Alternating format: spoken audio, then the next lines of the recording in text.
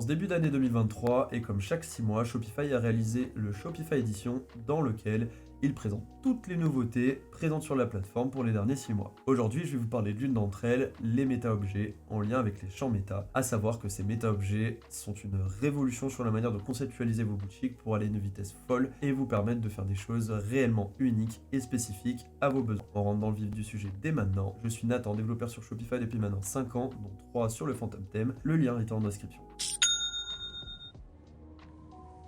Si vous n'avez pas déjà vu notre vidéo sur les champs méta, je vous invite à le faire dès maintenant, juste en haut à droite, car ça va être très utile pour la compréhension de cette vidéo. La différence entre un champ méta et un méta-objet est très simple. Sur un champ méta, vous avez déjà défini un type d'objet. Je m'explique, lorsque vous allez dans Paramètres, puis Données personnalisées, ce que j'appelle un type d'objet, c'est ce que vous avez ici, donc produit, variante, collection, client, etc. Ce sont des types d'objets définis par Shopify en amont et sur lesquels vous allez ajouter des attributs personnalisés ou qu'on dit ici, des données personnalisées. Les méta-objets, c'est tout simplement des types d'objets supplémentaires et spécifiques que vous pouvez réutiliser à travers l'entièreté de votre boutique. Car oui, les produits ne sont utilisables qu'à des endroits où les produits peuvent être utilisables. Pareil pour les collections, etc. Ce qui limite énormément l'usage des champs méta, puisqu'en dehors d'un produit, vous ne pouvez pas utiliser le champ méta associé à ce produit. Or, pour les méta-objets, c'est désormais possible. Je vais vous montrer dès maintenant un des exemples les plus simples d'utilisation pour les méta-objets. Bien sûr, après, vous pourrez l'adapter à vos besoins pour conceptualiser la plus belle de vos boutiques. On va créer dans un premier temps le méta-objet en question, à savoir que soit on peut passer par ici, soit directement dans votre back-office sur contenu, puis méta-objet. Quand on clique sur ajouter une définition, on arrive au même endroit. L'exemple en question, c'est tout simplement une section témoignage. Ici, nous avons donc nos champs. On va définir dans un premier temps une image pour notre témoignage. Peu importe pour le reste. Là, pour le coup, si vous avez déjà suivi la vidéo des champs méta, c'est simplement des spécifications par rapport au champ. Là, c'est plus le type du champ qui va m'intéresser. Donc, ajouter. Ensuite, on va ajouter le titre de l'auteur. Donc, une simple ligne de texte suffira. Je vais juste l'appeler auteur. Voilà. Une fois que vous avez défini l'auteur, vous pouvez utiliser ce titre directement comme nom pour vos entrées. Chose que je vous montre juste après, vous allez comprendre, j'y ferai référence. Tout le reste, vous laissez tel quel. C'est des caractères que vous définissez directement dans vos données personnalisées, si tant est que vous en ayez besoin. Ensuite, vous allez définir un texte enrichi pour le témoignage en question. Voilà. Et pareil, vous ajoutez. On enregistre et on va commencer à ajouter des saisies. Que je vous ai dit juste avant, ici, l'auteur qu'on va définir, donc par exemple Gabriel, voilà, comme c'est marqué ici, ce sera le nom affiché pour cette saisie. On va choisir ici, hop, comme ceci, et un témoignage juste là, voilà. Enregistré, pareil, j'ajoute une autre entrée, on va l'appeler Robert, voilà, tac, et une troisième, Magali, et voilà, enregistré. On a 3 entrées, ça suffira largement pour que vous puissiez comprendre le principe. Le méta-objet est créé, on a fait nos entrées. On va retourner dans Paramètres, Données personnalisées, et cette fois-ci, on va associer ce méta-objet à nos modèles produits et à nos modèles de collection. On va donc aller dans Ajouter une définition, puis Témoignage, et en type, on va aller dans Hop, méta-objet, on va sélectionner témoignage, puisque c'est le seul méta-objet qu'on a fait pour l'instant. Et pour cet exemple, je vais prendre une liste d'entrées. Je prendrai une seule entrée dans un deuxième exemple, plus loin dans cette vidéo. On enregistre. On va faire alors exactement la même chose côté collection, ajouter une définition, même champ méta, témoignage, on refait pas la roue, et on va aller rechercher méta-objet, liste, témoignage, on enregistre. Maintenant, on a notre méta-objet, les saisies, et également le fait de l'avoir lié au niveau des autres objets comme produits et collections ici. Maintenant, l'étape, c'est d'aller dans la personnalisation de notre thème et on va sur les différents modèles, donc ici produits et collections, renseigner ce méta-objet au bon endroit. On vient de faire un méta-objet pour la section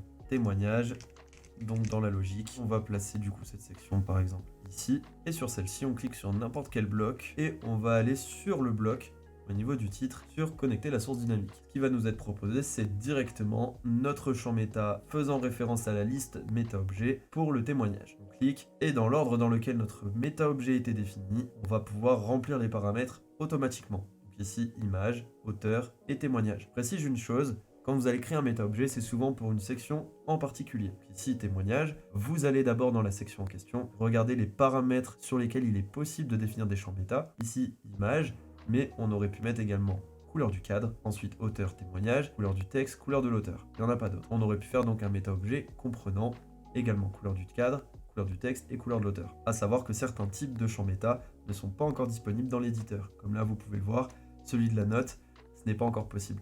Ça arrivera. Une fois que vous avez du coup enregistré le tout, vous voyez un petit symbole en cercle indiquant tout simplement une répétition et la suppression des blocs a eu lieu. C'est tout simplement parce qu'on va se baser sur la liste des saisies pour afficher un certain nombre de blocs. On peut donc enregistrer et sur le produit en question, comme pour les champs méta classiques, je vais aller définir les saisies qui me vont. Je vais donc aller ici, témoignage, sélectionner des entrées, et je pourrais par exemple sélectionner les 2 premières ou les 3. Mais imaginons j'ai une vingtaine de saisies pour le type témoignage, et bien suivant les produits par collection ou même par produit spécifiquement, je vais pouvoir définir des saisies différentes. On va donc avoir une seule section avec un contenu différent géré au même endroit. Ici, on attend un petit peu, toujours en moyenne 1 ou 2 minutes avant que Shopify prenne en compte les changements.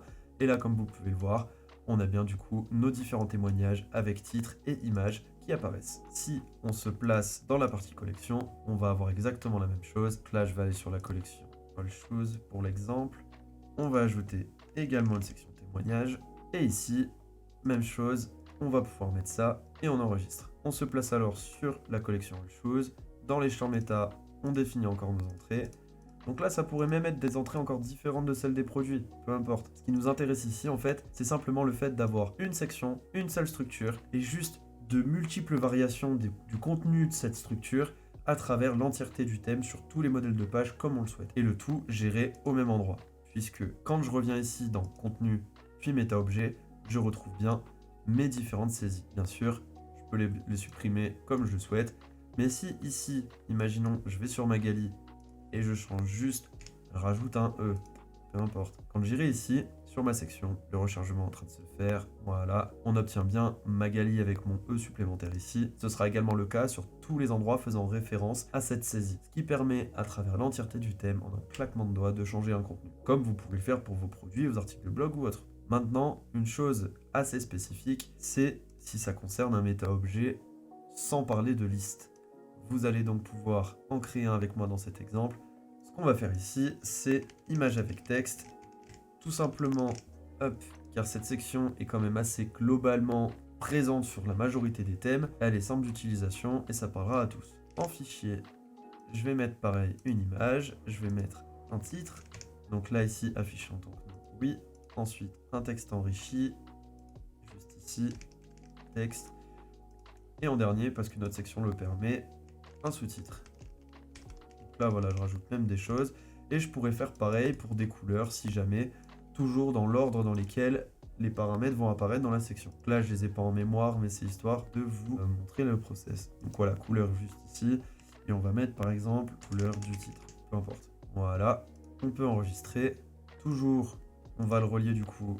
Bon, ici, je vais le faire que sur les pages de collection, mais comme vous avez vu, on peut le faire sur tous les types d'objets. Image avec texte. Et ici, méta objet, je vais sélectionner image avec texte, une seule entrée et j'enregistre. Maintenant, si je vais sur mes collections, peu importe ici par exemple All Shoes où j'étais tout à l'heure, image avec texte, sélectionner une entrée, je n'en ai pas encore créé, je vais le faire. Je vais mettre par exemple cette image là, bon je vais pas me prendre la tête, hein. Voilà, et voilà. Et en couleur du titre, on va pouvoir mettre par exemple cette couleur, ça se verra bien. J'enregistre, je vais aller créer pour le principe une autre entrée, donc contenu.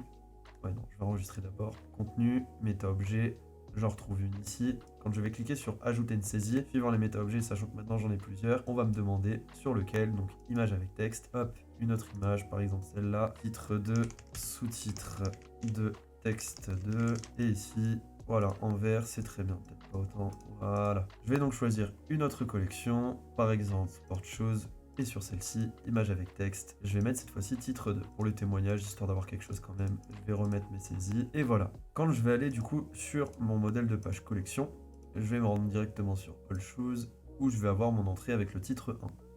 Je vais ajouter ma section dans la partie modèle, image avec texte. Chez nous, sur le Phantom Theme média avec texte, je la place juste au-dessus de témoignages pour la question de design. Et donc ici, sur la partie image, je peux, vu qu'il n'y a qu'un seul paramètre sur la partie image, concerné en tout cas, soit ajouter directement le méta-objet ici. Donc là, voilà, si je vais à l'intérieur, ça ne marchera pas. Mais si je clique sur image avec texte, comme vous voyez, le champ image se remplit directement. Mais je peux très bien aller ici, déplier, et là, cette fois, il s'affiche, puisque le champ image est compatible. Donc, par rapport à ma collection All Shoes, dans le méta-objet, j'ai créé une saisie avec une image, disons ici image 1, et c'est connecté au champ méta. Pour le principe, je vais repartir en le faisant ici. Ça reprend et ça remplace automatiquement. Et dans image avec texte, je vais faire exactement la même chose. Donc là, image avec texte, on va avoir le titre, notre sous-titre, le texte. Bon, en l'occurrence, comme vous voyez au niveau de l'ordre de mes différentes couleurs, j'aurais dû mettre arrière-plan du contenu. Ce que je vais faire, c'est que je vais retourner dans données personnalisées, image avec texte, ajouter un champ, couleur, un peu plus bas, voilà, couleur de l'arrière-plan, terminé. Et vu qu'elle est avant la couleur du titre, hop, j'enregistre et je la place juste avant. Maintenant, bien sûr, il faut que je retourne dans mes saisies pour notifier cette fameuse couleur. Donc je vais aller ici, couleur de l'arrière-plan, je la mets en blanc dans les deux, peut-être un petit peu rosé sur le côté, ah non, avec le vert, je vais mettre quoi, quelque chose d'un peu comme ça, voilà. Ça ira très bien, mais ça se verra la différence. Et là, comme vous pouvez le voir, dans chacune de nos saisies, on a les références, les endroits où cette saisie apparaît. Ça nous permet également, nous, de savoir si on a envie de modifier quoi que ce soit, où est-ce qu'elle se trouve. Je peux donc maintenant retourner là, enregistrer, on va recharger la page, histoire que les méta-objets, du coup, se mettent à jour lui aussi. Tout a rechargé, et comme vous le voyez, aucun changement à ce niveau-là. Tout simplement, vous retirez et vous remettez. Comme vous pouvez le voir ici, malgré le fait d'avoir enregistré dans l'autre sens, si on retourne sur le champ méta, juste là, on a bien d'abord couleur de l'arrière-plan et couleur du titre. Parfois, il arrive que l'ordre ne soit pas respecté. Si c'est le cas, n'ayez crainte, vous avez juste ici à aller dans remplacer et vous allez mettre juste là, hop, vous allez choisir la bonne. Donc là, ici, on est sur couleur de l'arrière-plan et ici, donc, on est également sur couleur du titre. Et on a bel et bien la bonne chose. Donc là, on a notre image, notre couleur qui est un petit peu marron pour celle-ci et l'arrière-plan en blanc. J'enregistre. Et si je me rends sur, du coup, c'était Sport. Voilà, Sport Shoes. Je n'ai rien changé à la structure de la page, c'est la même section, mais on arrive cette fois-ci sur cette image-là, quelque chose un petit peu de... Et nos titres, même chose, tout est présent. Maintenant, imaginons que cette section et ce contenu, je l'ai lié à 10 collections, que je l'ai également potentiellement mis sur des pages produits relatées à cette collection en question, ou à ces collections. Eh bien, en un claquement de doigts, si je veux changer quoi que ce soit sur titre 2, j'ai juste à aller ici, et changer la valeur qui sera changée partout. Du coup, vous avez un gain de temps et une efficience dans la conception de vos boutiques qui est désormais incroyable. Ça ne dépend que de vous. La prise en main est peut-être certes un petit peu ambiguë au début, ce que je peux totalement comprendre, mais à force de pratique, d'essayer de faire, vous aurez parfois des limitations. Comme vous avez vu, tous les types ne sont pas encore disponibles, mais rien qu'avec des types texte et images, vous avez déjà de quoi vous amuser. Et j'espère que ça profitera énormément à vos futures boutiques ou même celles que vous avez actuellement. En tout cas, ce tutoriel est désormais terminé pour ma part. J'espère que vous en ferez bon usage. Comme d'habitude, on se retrouve sur nos groupes Facebook et Discord, lien en description. C'était Nathan, cofondateur du Phantom Theme, et je vous dis à très vite dans une nouvelle vidéo.